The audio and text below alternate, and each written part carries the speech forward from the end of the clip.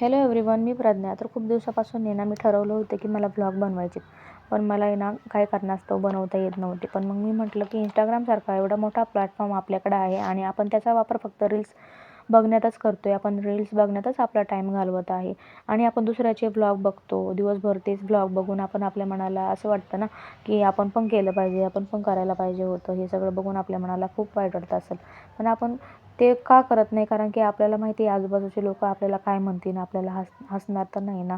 या सगळ्या गोष्टींचा विचार करून आपण गप्प बसतो. पण ते जे चार लोक आपल्याला हसणार आहेत तेच पुढे येऊन आपल्याला एक दिवस नक्की सपोर्ट करतील. म्हणून म्हटलं, जे वाटायचं ते त्यांना ते वाटू द्या. आपलं मन आपल्याला जे सांगतंय ना, तुला जे करायचं ते कर, तू तेच कर. लोकांसाठी आपण आपलं मन का जाळतोय? त्या 4 लोकांसाठी जे फक्त आपल्यावर हसायला येणार आहेत, आपल्याला पोसायला नाही येणार. म्हणून सुरुवात केली. माझी सुरुवात भलेही परफेक्ट नसेल, पण मी सुरुवात केली, यातच मला आनंद आहे.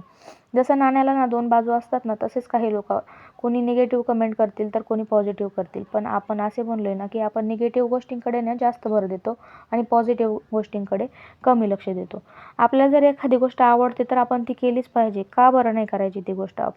आपल्याला वाटते ना आपण करायला पाहिजे, तर आपण त्यासाठी थोडेसे प्रयत्न केले पाहिजे ना. पुढची वाट खडतर आहे की सोपी आहे हे आपल्याला समजण्यासाठी आपण त्या वाटेवर आधी चाललं तर पाहिजे. तेव्हा ती आपल्याला समजणार आहे की ती वाट नक्की खडतर आहे की सोपी आहे. त्या वाटेवर गेल्याशिवाय तुम्हाला ती गोष्ट समजणार नाही.